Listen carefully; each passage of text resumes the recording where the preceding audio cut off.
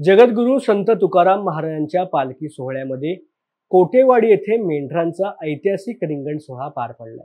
शेकडो वर्षांची परंपरा जपत संत तुकाराम महाराजांच्या पालखी सोहळा आज बारामती तालुक्यामधील शेवटचा मुक्काम रुकून इंदापूर तालुक्यामध्ये प्रवेश करतो।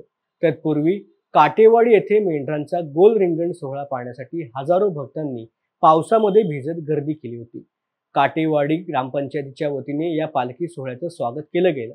त्यानंतर ज्ञानोबा माऊली तुकाराम म्हणत हा पालखी सोहळा इंदापूर तालुक्यामधील सणसर येथे मुक्कामासाठी मार्गस्थ झाला। नमस्ते। संत तुकाराम महाराजांची पालखी सोहळा बारामतीचा मुक्काम आटोपून आज या ठिकाणी चाललेले आहे। आपल्याला माहित आहे की काटेवाडी तालुका बारामती येथे असणारं हे मेंढ्यांचं रिंगण आहे। अनेक दिवसांपासून ही जी परंपरा आजही जपण्याचं महत्त्वपूर्ण काम यांच्याकडून होते। आज आपण थेट त्यांच्याशी संवाद साधूया। नमस्ते। नमस्ते। हे जे रिंगण आहे त्या रिंगणबद्दलची आपण माहिती सांगा।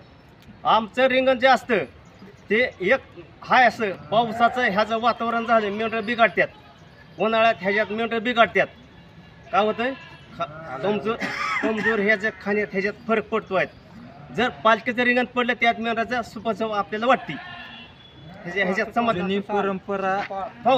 जुनी परंपरा जपलेली आहे संत तुकाराम महाराजांच्या काळामध्ये। त्यामुळे ही जुनी परंपरा अशी पुढे चालू ठेवण्यासाठी आम्ही हे कार्य करत आहे। मेंढराचं रिंगण मोठ्या प्रमाणात आतापर्यंत किती वेळा तुम्ही हा रिंगणाचा अनुभव रिंगणाचा अनुभव पाहिला आहे आम्ही। आमची जर बकरी रिंगणाच्या म्हणजे पालखीच्या भोवती जर फिरली तर आम्हाला सुपास जातं आणि दरवर्षीपेक्षा पाऊस आम्हाला यंदा भरपूर झाला। त्याच्यामुळं काय का माहिती आमच्या बकऱ्यांना चारा भरपूर आहे, पाणी भरपूर आहे।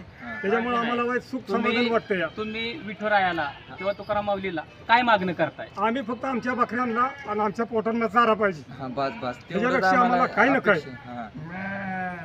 तर ह्या जो रिंगण आहे त्या रिंगणाबद्दल आपण सर्व अधिक माहिती जाणून घेतलीच आहे। हे जे गावातील युवक आहेत या युवकांची आपण प्रतिक्रिया थेट जाणून घेऊया। नमस्ते। नमस्ते। या रिंगणाबद्दल तुम्हाला काय वाटतं? दरवर्षीप्रमाणे म्हणजे चालू परंपरा रूढीनुसार परंपरा चालू जपलेली आहे पेमेंट बाबांकडून, आणि हे दरवर्षीप्रमाणे चालूच असते, अशी चालू राहील इथून पुढे जपली जाईल। ठीक आहे।